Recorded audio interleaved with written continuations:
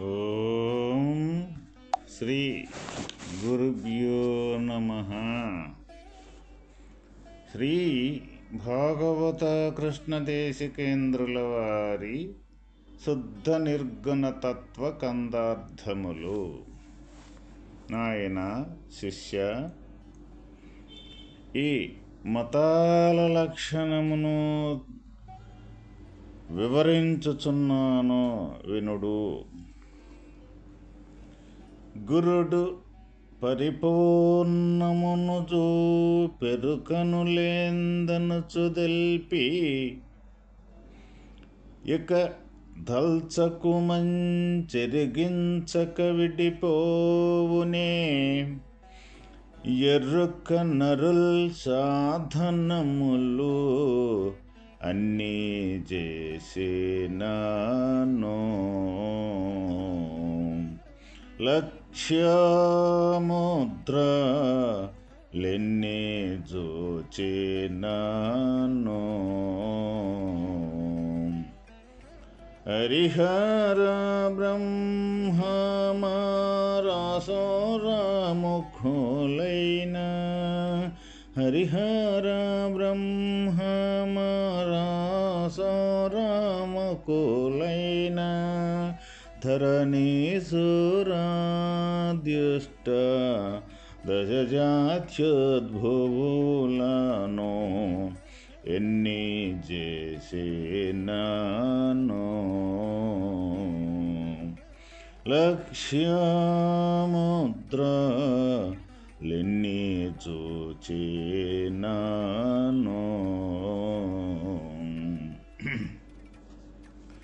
నాయన శిష్య, అచల గురువు పరిపూర్ణము యునికి నిరింగించి, లేని ఎరుక ఎక్కడనూ లేదని గురు సంజ్ఞ ద్వారా ప్రత్యక్ష ప్రమాణముగా ఉన్నది ఉన్నట్లు తెలియపరచని ఎడల ఎరుక విడిచిపోదు. నరుడు ఎన్ని సాధనలను చేసినను కేచరి, భూచరి, మధ్యమ, షణ్ముఖి, శాంభవి అను పంచముద్రలను అభ్యసించినప్పటికీ ఎరుక విడిచిపోదు. మరియు బ్రహ్మ, విష్ణు, మహేశ్వరులు, దేవతలు గాని, అసుర, అక్షర, కిన్నెర, కింపురుషాదులు గాని భూమి మీద 18 జాతులను సృష్టింపజేసినను ఎరుక విడిచిపోనే పోదు. ఆయన శిష్య, ఈ ఎరుక యొక్క విధానము ఏ విధంగా విడిచిపోతూ ఉంటుంది, ఏ విధంగా విడిచిపోదు? ఏ విధంగా విడిచిపోతుంది ఎరుకంటే, అచల గురువు అంటే పరిపూర్ణము యొక్క యునికిని ఎరింగిన, అచల గురువు పరిపూర్ణము యొక్క యునికి నెరిగించి, లేని ఎరుక ఎక్కడనూ లేదని గురు సంజ్ఞ ద్వారా ప్రత్యక్ష ప్రమాణముగా ఉన్నది ఉన్నట్లు తెలియపరచని ఎడల ఎరుక విడిచిపోదు. ఎవరైతే ఈ అచలతత్వాన్ని సంపూర్ణంగా గ్రహించి అచల గురువు ఎవరైతే ఉన్నారో వారి ద్వారా ఈ పరిపూర్ణము యొక్క యునికి ఇటువంటిది అని వారు ఎరిగించి, ఆ ఎరిగించి తర్వాత ఈ ఎరుకను చూపించి, ఈ ఎరుకనేది ఎచ్చటను కూడా లేదు అని చెప్పిన తర్వాత ఆ గురు సంజ్ఞ ద్వారా ప్రత్యక్ష ప్రమాణముగా ఉన్నది ఉన్నట్లుగా, అంటే పరిపూర్ణము ప్రత్యక్షముగా సహజ సిద్ధముగా ఉన్నది ఉన్నట్లుగా ఎప్పుడైతే తెలియపరచటం అనేది జరుగుతుందో శిష్యుడికి, అంత మట్టికి ఈ ఎరుక యొక్క లక్షణం అనేది విడిచిపోదు. ఎరుక యొక్క లక్షణం అనేది విడిచిపోనంతసేపు ఈ వాస్తవమైన భగవంతుణ్ణి ఎవరూ కూడా చేరుకోలేరు. చేరుకోలేక మానవులు ఎన్నెన్నో సాధనలనేది చేస్తూ ఉంటారు. ఇక్కడ అనేక రకాల సాధనలు ఈ భగవంతుణ్ణి చేరుకునేదానికి అనేక రకాల సాధనలు ఉన్నాయి అన్నమాట. అవి ఈ ఖేచరి అనేది ఒకటి, భూచరి, మధ్యమ, షణ్ముఖి, శాంభవి అని పంచముద్రలను అభ్యసించినప్పటికీ ఈ ఖేచరి, భూచరి, షణ్ముఖి, శాంభవి అని ఈ పంచముద్రలు ఏవైతే ఉన్నాయో వీటిని అభ్యసించి సాధన చేసినప్పటికీ కూడా ఎరుకనేది విడిచిపోదు. మరియు ఇంకా బ్రహ్మ, విష్ణు, మహేశ్వరులు, దేవతలు కానీ, అసురు, యక్షర, కిన్నెర, కింపురుషాదులు కానీ భూమి మీద 18 జాతులను సృష్టింపజేసినను ఎరుక అనేది విడిచిపోనే పోదు. ఎవరైతే ఎరుక యొక్క లక్షణాన్ని సంపూర్తిగా తెలుసుకొని ఆ ఎరుక లేదు అని నిర్ధారణ జరిగిన ఏ అచల గురుడైతే ఉన్నాడో, సద్గురుమూర్తి యొక్క స్వరూపమైతే ఉన్నదో, ఆ తర్వాత ఇక ఏ పరిపూర్ణ యొక్క స్వరూపమైతే ఉన్నదో ఆ పరిపూర్ణ స్వరూపాన్ని, ఈ ఎరుక యొక్క లక్షణాన్ని రెండింటినీ బాగుగా తెలుసుకొని ఎరుక లేదని నిర్ణయించుకొని పరిపూర్ణ స్థితిలో నిలబడగలిగిన వారెవరైతే ఉన్నారో వాళ్ళే ఇక్కడ సద్గురువులు. అటువంటి గురుడు ద్వారా ఈ శిష్యుడకు ఆ ఎరుక యొక్క లక్షణాన్ని వివరించి ఆ ఎరుక లేదని తెలిపి తర్వాత ఉన్నది సహజంగా ఉన్నది ఈ ఉత్త బట్టబయలు అనే పరిపూర్ణము సహజంగా ఉన్నది అని ఆ బట్టబయలని చూపించి ఎరుకను లేకుండా చేసిన ఏ గురువులైతే ఉండారో ఆ రూపాన ఈ ఎరుక లేకుండా పోతుందే కానీ ఇక ఏ మార్గం ద్వారా కూడా ఈ ఎరుకనేది పోనే పోదు.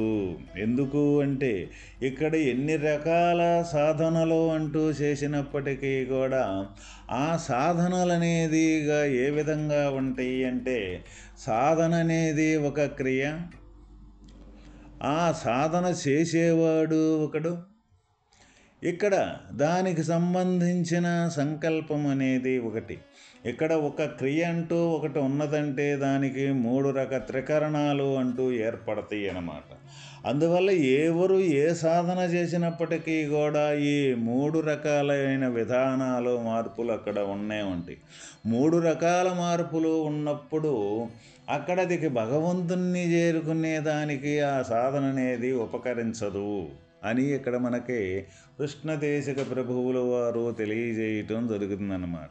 కాబట్టి ఇక లోకములో మనం ఈ భగవంతుణ్ణి గురించి సాధన చేసేవాళ్ళు ఎవరైనప్పటికీ కూడా, ఏ సాధకులైనా సరే, ఏ గురువు దగ్గర చేరిన శిష్యులైనా సరే, సాధన మార్గములో ప్రయాణం చేసే సాధనా దశలో ఉన్న మహనీయులు కూడా ఎవరైనా ఉన్నారు అంటే వారి ప్రతి ఒక్కరము కూడా మనం గమనించుకోవలసిన విషయం ఏమిటి అంటే ఏదైతే సహజంగా ఉన్న స్థితిని సహజంగా చూపగలిగిన సద్గురుమూర్తి తప్ప రెండవ వారు ఎవరి వల్ల కూడా ఈ భగవంతుని యొక్క మార్గాన్ని భగవంతుని దరికి చేర్చేవాళ్ళు లేరు అని చెప్తూ ఉన్నారు. ఇక మనం ప్రతి ఒక్కరము కూడా ఈ జననం అనే దాంట్లో నుంచి, మరణం అనే దాంట్లో నుంచి ఈ రెండూ కూడా తప్పించుకోవాలి అంటే తప్పనిసరిగా ముందు ఈ జననం అనేది నేను అనుకునేది ఏదైతే ఉందో అది నేను లేకనే నేను పుట్టాను అనుకొని తనకు తానుగానే స్వయంభుగా తనకు తానుగానే తయారయ్యి తనకు తానుగానే నేను మరణిస్తూ ఉన్నాను అని తనకు తానుగానే అనుకుంటూ ఉంది. అయితే ఇక్కడ మనం గమనించదగిన విషయం ఏమిటి అంటే, నేను పుట్టాను అని అన్నప్పుడు పుట్టగదలికి ఏదైనా ఒకటి అక్కడ లేకపోతే, ఏ ఆధారం అంటూ లేకపోతే ఈ నేను అనేది ఎక్కడి నుంచి పుట్టింది? ఇది నేను అనేది పుట్టింది అంటే పుట్టకథలకి దీనికి ఆధారమైన వస్తువు ఏదైనా ఉంటే తప్ప ఇది ఏ విధంగా కూడా పుట్టేదానికి ఆస్కారమే లేదు. అయితే ఇప్పుడు మనం ఏమనుకుంటుందంటే పుట్టిన కాడి నుంచే కదా మనకి గోచరం అవుతూ ఉన్నది ఏ విషయమైనా సరే. ప్రతి ఒక్కరికి కూడా మనం పుట్టినాకే ఇదంతా ఈ ప్రపంచమంతా గోచరం అవుతూ ఉన్నది. ఈ మనం చేసే ఈ నామం అనే పేరు కానీ ఈ రూపకం అనేది పుట్టినాకే మనకు తయారవుతూ ఉన్నది. దీనితో కూడుకున్న కర్మ ఏదైతే ఉందో అది ఈ పుట్టినాకే దీనితో కూడుకున్న కర్మ తయారవుతూ ఉన్నది. కాబట్టి ఈ అంతా కూడా మధ్యలో వచ్చిందే ఈ ఎరుక యొక్క లక్షణమే అని ఇక్కడ మనకు పెద్దలు చెప్పటం జరుగుతూ ఉన్నది. మరి మనం ఏమనుకుంటూ ఉన్నాం? ఇది లేకనే ఉండట్టుగా ఇది భ్రమని చెబుతుంటే ఇది మనం లేకనే ఉండట్టుగా మనం అన్నే నిజము అనుకొని మనం జీవితం గడుపుతూ ఉన్నాం. మరి లేని దాన్ని ఉందనుకొని జీవితం గడిపితే ఇప్పుడు మనకి ఏది దావా ఉన్నది ఏంటిది అంటే ఉన్నది ఎప్పుడూ కూడా ఉన్నట్టుగానే సహజంగానే ఉన్నది. ఈ లేదు అని లేనిదాన్ని తెలుసుకొని లేనిదాన్ని తొలగించుకోగలిగితే ఉన్నదాన్ని గురించి తెలుసుకోవలసిన అవసరం ప్రత్యక్షంగా ఏమీ లేదు. ఎందుకు లేదంటే ప్రత్యక్షంగా అక్కడే ఉందే, నువ్వే అయ్యి ఉండవు. మరి అయ్యుండి ఎందుకు తెలుసుకోలేకపోతున్నావు? ఇక్కడే లేనిది ఉండట్టుగా భ్రమపడి లేనిదానమ్మటే పరిగెత్తటం కానీ లేనిదే నిజమనుకొని మన జీవిత ప్రయాణం అనేది చేయటం కానీ జరుగుతూ ఉన్నదన్నమాట. అందువల్ల ఉండ వస్తువు అక్కడే ఉండి కూడా మరుగున పడి ఉంది. కాబట్టి ఇది ఎవరి ద్వారా ఇటువంటి విషయం మనకు తెలుసుద్దంటే అటువంటి యొక్క విషయాన్ని అంటే ఎరుక యొక్క స్వరూపాన్ని సంపూర్తిగా తెలుసుకొని ఎరుక లేదు అని నిర్ధారించుకున్న ఏ గురుడైతే ఉన్నాడో సద్గురుమూర్తి ఆ గురువు ద్వారా ఈ లేనెరికని లేనట్టుగా చూపించి ఉండ అచలాన్ని ఇదని నిరూపణ చేసి వారి ఈ యొక్క ఆజ్ఞానుసారము వారి సంజ్ఞ ద్వారా అంటే వాళ్ళ సూచన ద్వారా ఎవరైతే ఏ శిష్యుడైతే నడుచుకోగలుగుతాడో వాళ్ళే ఈ అచలతత్వాన్ని పొందగలుగుతారు. వాళ్ళే ఈ జనన మరణం అనే చక్రములో నుంచి తప్పించుకోగలుగుతారు. కాబట్టి ప్రతి ఒక్కరము కూడా ఇక మనం ఎవరికి వాళ్ళము చేయవలసిన విషయము చేయవలసిన సాధన భగవంతుని గూర్చి పొందాలి, భగవంతుణ్ణి చెందాలి, ఈ జననం అనే దాంట్లో నుంచి తప్పించుకోవాలి అని దృఢంగా కలిగిన ఏ భక్తులైతే ఉన్నారో ఏ శిష్యులైతే ఉన్నారో వాళ్ళు తప్పనిసరిగా ఆ భగవతత్వాన్ని గుర్తెరిగిన యొక్క గురువుల్ని ఆశ్రయించటమే తప్ప వేరే మార్గం అంటూ లేదు. ఎందుకంటే వేరే మార్గం అనేది మనకు ఈ లోకంలో జీవన విధానంలో సంబంధించిన మనకి ఏది చూసినా ప్రపంచాన్నే మనకు చూపెడుతూ ఉంటుంది. కానీ ప్రపంచాన్ని లేదు అనేది ఎక్కడ కూడా చూపెట్టదు ఈ ప్రపంచంతో మనం జీవన విధానం. అందువల్ల ఒక్క సద్గురుమూర్తే ఈ ప్రపంచం అనేది అబద్ధం కల్లా అని చూపించగలిగేది. ఎప్పుడైతే ఈ ప్రపంచం అనేది కల్లా అబద్ధమని మనకు చూపించగలుగుతాడో అప్పుడు ఈ చూసిన యొక్క జ్ఞానం ఎరుక ఏదైతే ఉందో ఈ ఎరుక వల్లనే ఈ ప్రపంచం అనేది గోచరమవుతూ ఉన్నది అనే విషయం అక్కడ నిర్ధారణ జరగటం జరుగుద్ది. ఎప్పుడైతే ఈ ఎరుక వల్ల ఈ ప్రపంచం ఈ ఎరుక ఈ రెండు కూడా వీటితోటి కూడుకున్నదే నామరూప క్రియలు. ఇది మొత్తం ప్రపంచం మొత్తం మనం ఎన్నిసార్లు విచారించుకున్నా ఎన్నిసార్లు దీని గురించి మనం పదే చర్చించుకున్నప్పటికీ కూడా ఏమిటిదయ్యా అంటే ఏదైతే గుర్తెరిగే జ్ఞానం ఉందో ఈ శరీరంలో ఆ గుర్తెరిగే జ్ఞానంతో ఈ ప్రపంచాన్ని మొత్తాన్ని కూడా గుర్తెరగటం జరుగుతూ ఉన్నది. ఆ గుర్తెరగటం జరిగేటప్పుడు తర్వాత ఈయనకి సంబంధించిన ఒక నామ రూప క్రియలు, ఒక నామం అంటే పేరు, రూపకం అంటే ఒక ఆకారం, దీనికి సంబంధించిన క్రియ. ఇది తప్ప ఈ ప్రపంచంలో ఇంకా ఏమైనా ఉన్నది అంటే మనం ఎన్నిసార్లు విచారించుకున్నా సరే ఇదే మూలమై ఉందన్నమాట. మరి ఇదే మూలమై ఉంటే అక్కడే ఉండొచ్చు కంటే ఈ ఉండటం లేదు కాబట్టి ఎందుకు మనకు తత్వబోధ కావాలి? ఎందుకు భగవంతుని గూర్చి విచారణ కావాలి? ఏదైతే మనం ఇది నిజం అనుకుంటున్నామో ఇది నిజంగా అక్కడ ఉండటం లేదు కాబట్టి అందువల్ల నిజమైన వస్తువు కావాలనే మనకు భగవంతుణ్ణి కోరుకోవటం, భగవంతుణ్ణి చేరుకోవటం, భగవంతుణ్ణి ఆరాధించటం మనకు కావాల్సి వస్తూ ఉంది. మరి ఈ విధంగా వాస్తవాన్ని ఇది లేదు అని ఎన్నిసార్లు చెప్పినా సరే మనకి ఇది లేకుండా మట్టికి పోవటంలా. ఎన్నిసార్లు మనం వింటూ ఉంటుంటాం, అయినప్పటికీ అది లేకుండా పోదు, మళ్ళీ ఉండట్టుగానే భ్రమ చెందుతూ ఉంటాం. కాబట్టి దీనికి దృఢతరమైన నిర్ణయాలు కావాలి. దీన్ని తొలగించుకోవాలి, దీన్ని వదిలించుకోవాలి, జనన మరణాలనే దాన్ని వదిలించుకోవాలి అన్నప్పుడు వాస్తవమైన సత్యములలో విలీనమైపోవాలి, సత్యంగా మిగిలిపోవాలి అన్నప్పుడు సత్యమైన స్వరూపమే శాశ్వతమైన వస్తువు. అది ఏనాడు పుట్టుక లేనిది, మరణం లేనిది. కాబట్టి ఈ పుట్టుక మరణం అనేది దేనికి సంభవిస్తూ ఉన్నది అంటే ఇది మధ్యలోనే పుట్టి మధ్యలోనే పెరిగి మధ్యలోనే మరణించేది. కాబట్టి ఇది శాశ్వతమైనది, ఎప్పుడూ కానే కాదు. కాబట్టి దీనికి ఏది ఈ మధ్యలో పుట్టుతుందంటే ఈ గుర్తెరిగే జ్ఞానమే. దీనికి స్వయంగా పుట్టడం జరుగుతుంది. పుట్టిన తర్వాత దీంతో గుర్తెరిగి ఈ ప్రపంచాన్ని గుర్తెరగటం, తర్వాత ఈ ప్రపంచం అంటే పంచభూతాత్మకమైన రూపకమే ఈ ప్రపంచం మొత్తం కూడా. ఈ పంచభూతాత్మకమైన రూపకం అంటే ఈ పంచభూతాలతో తయారైన ఈ జీవరాశులు ఎన్నైతే ఉన్నాయో ఈ జీవరాశులు, ఈ పంచభూతాలు, వీటితో కూడుకున్న కార్యకలాపాలు, ఇది ఈ గుర్తెరిగే యొక్క జ్ఞానం చేసేది. కానీ ఏమనుకుంటుంది, ఇది నేను లేను అనుకోదు అది ఎంతసేపటికి.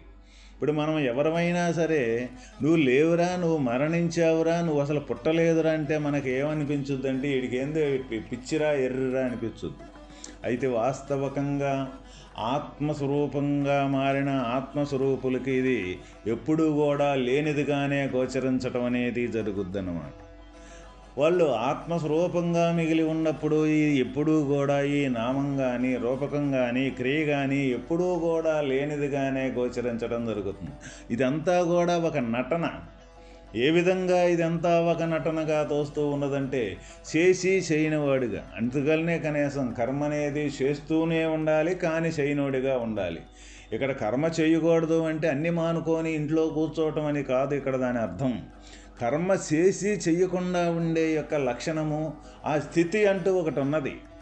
దాన్ని పొందితే మనం కర్మ చేసి చెయ్యకుండా ఉండే స్థితి మనం సాధించగలిగినట్లు వద్దన్నమాట. అట్లా ఈ వాస్తవమైన సహజమైన స్థితి, పరిపూర్ణం యొక్క స్థితిని పొందాలి అన్నప్పుడు అటువంటి యొక్క గురువుని ఎన్నుకొని ఆ గురువు చెప్పిన మార్గాన ప్రయాణం చేసి లేనిది లేనట్లుగా చేసుకోగలిగిన శిష్యుడు ఎవరైతే ఉంటారో నాయన, వాళ్ళే ఈ అచలతత్వాన్ని పొందగలుగుతారు, ఈ జనన మరణంలో నుంచి తప్పించుకోగలుగుతారు. ఓం తత్సత్.